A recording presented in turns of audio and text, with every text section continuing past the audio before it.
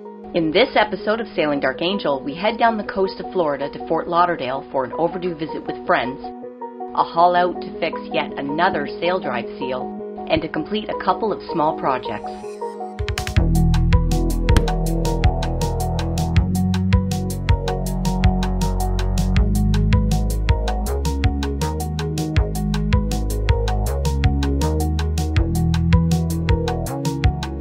The scoring on our lower sail drive shaft must be worse than we thought because we already need a new shaft seal. This is an expensive issue and even more expensive to fix in the long term. We'll need new lower shafts.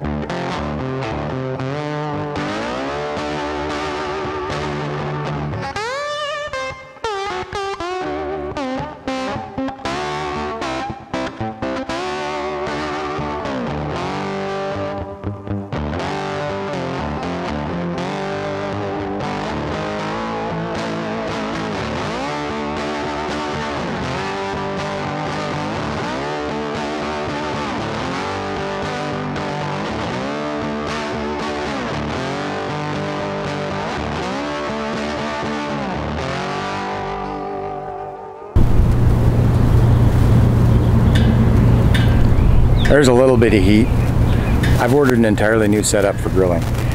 This Magma BBQ was brand new 6 months ago, but it hangs out underneath the drain for our bimini, which means it's constantly getting dripped on, and even when I have the cover on it, it is just constantly soaking wet, constantly exposed to water. Also, what they didn't tell me was, in order to use a Magma BBQ with a normal barbecue cylinder, you have to change the regulator. We didn't change the regulator. We didn't realize that until we were in Bahamas. So we couldn't get parts for it. And I've been struggling and struggling and struggling and struggling. We've used the little green cylinders that you can get that this regulator is designed for. And that's fine when you can get them. But again, in Bahamas, you just can't get stuff when you need stuff. You get stuff when they have stuff. So I have ordered a new rig. And one of the things I'm looking forward to is this kettle is no longer going to be off the back of the boat. We're going to mount the whole rig here. Now, granted, I'm going to have to move some lines, but I'm going to use a fishing rod mount, and we're going to mount the barbecue here. It's going to be a smaller rig. And I've got the proper regulator, the proper hose. I don't have a cover for it, but it's underneath the bimini. So hopefully that's going to fix things up. And parts should be here in a couple of days, and I can't wait to get this thing installed. Let's see how it goes. These little fishing rod holders are ideal for this because they can be rail mounted onto a single location. So I grabbed one of the four that we have, and I've mounted it here. I was going to mount it back here, but this rail is too big around for the bolts on the rod holder. So we've mounted it to this rail. The barbecue is going to sit somewhere around here. We bolted the rod holder to the bottom of the barbecue, and it just bolts on with 4 bolts. There's nothing to take apart. As a matter of fact, I've even left the legs on this little Magma Trailmate barbecue. And then we just Slide it on in. Dave, just slide it on in. Slide it on in there. There we go. That goes in here. And then you snug it up in the pocket. Make it smooth.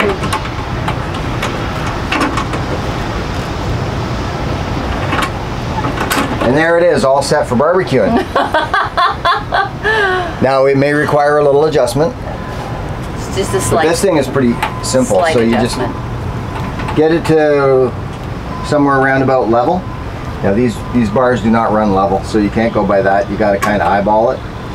And then that just holds it in place. And there you have it. Voila. Drip pan. And now we have this tiny little barbecue that fits right on the back of the boat.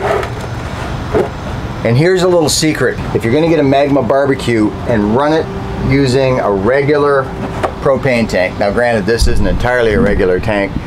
This is a ridiculously expensive fiberglass tank. Fiberglass rusts much slower than steel. But what you need to do is, you can't use the valve that comes with the tank. You have to use this valve, which you have to buy separately. so that you can run your barbecue off of a regular propane tank.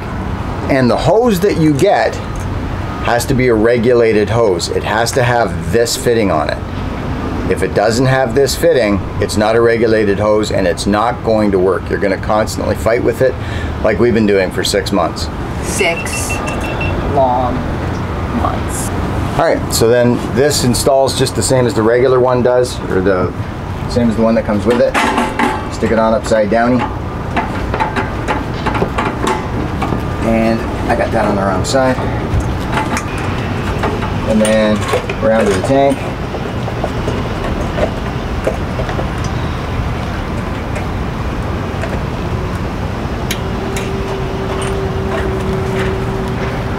Hand tight. Excellent. Barbecue. Getting rid of that big old kettle barbecue and putting this thing in has done this for the sugar scoop. So you saw the picture before, and this is after. So now we have all this space to come up on board the boat without bumping into the barbecue that was hanging off of this rail here, sticking way out here. That barbecue came out to here. And how many times did we bang our heads on that, Captain Dave? Well, not just banging our heads, but scratching up our bodies. And getting gouged and sliced, and you know. Oh, it was just... It was a huge pain. It was a shit show. This extremely simple job only takes a few minutes. There's nothing to really assemble. We just clamped on the rod holder and bolted on the barbecue. The downside is this tiny little barbecue is very hard to get any kind of specialty stuff for, like for instance a griddle. So I gotta go and see if I can find a stainless steel griddle somewhere so that we can do things like fish and stuff. And that's it. So how do you rate this? This job is done. Oh, it's not quite done. Uh-oh. One of the cool things, we were gonna get a barbecue cover with this Magma BBQ, and we couldn't get the cover because of where we bought it. They didn't have stock and so forth. But Anthony grabbed the cover off of the big old round kettle barbecue, and it just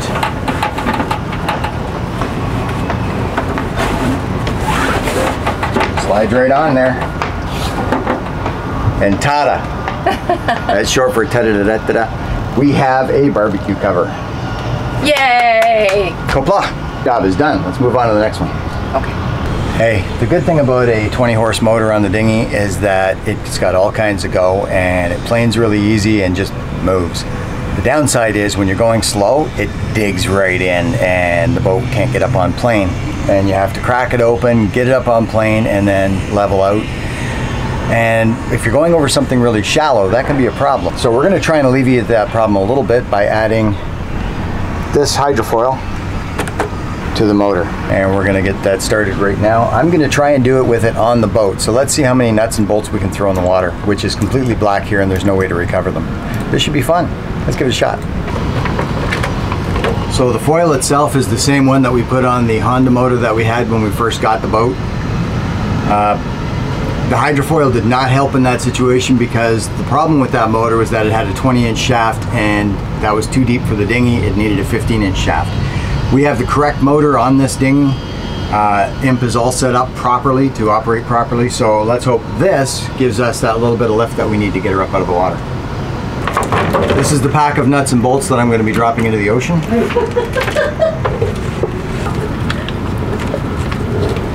Here's the instructions.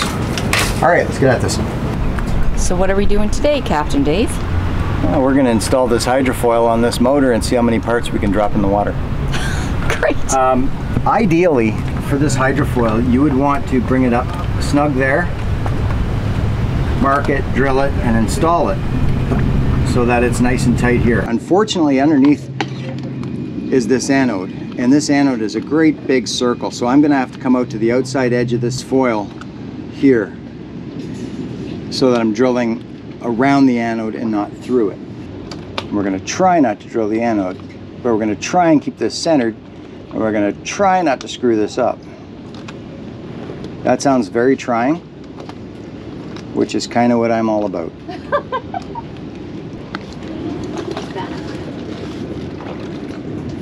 So if we can find that initial mark. there. And that looks fair. Fair to middling.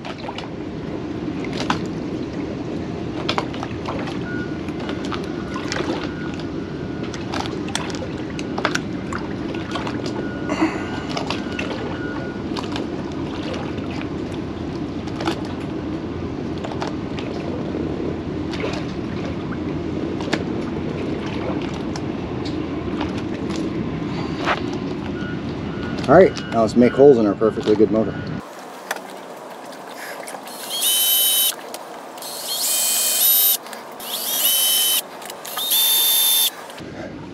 All right.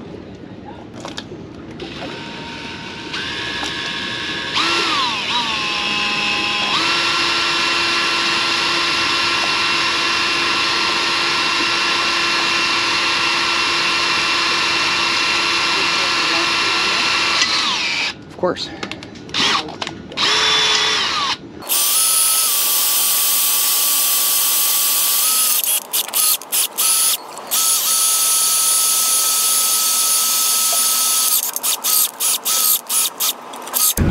We don't need to be dropping stuff into the water. So in the bowl, I put in a little cloth so it doesn't pop right back out, you know, bounce back out, because that sucks. Okay, so this requires 4 hands.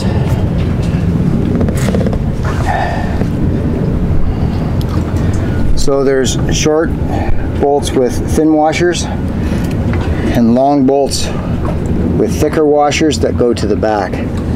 If you recall, when we did this on the Honda, I did not even know that. They expect you to like read the directions and everything, and like, who's got time for that? It's not being paranoid if it's true. It kind of is.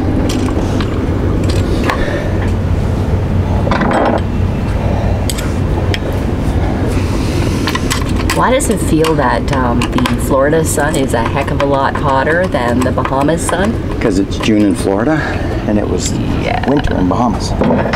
Yeah. Just saying. One left. But, there it is. Bingo!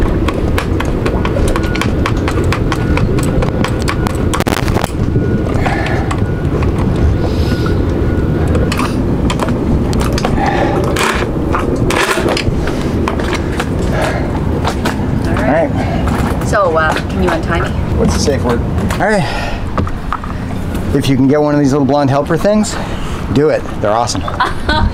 So what are you doing right now, Dave? We're going to test the hydrofoil that we just installed.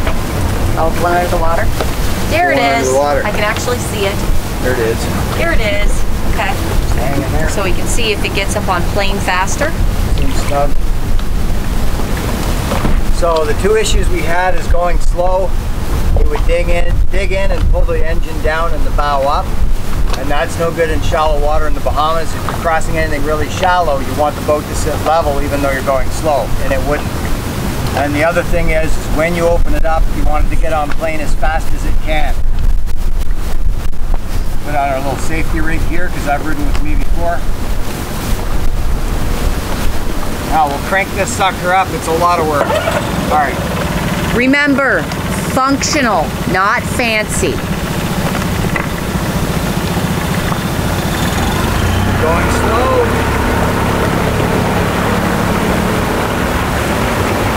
Leveled out instead of digging in.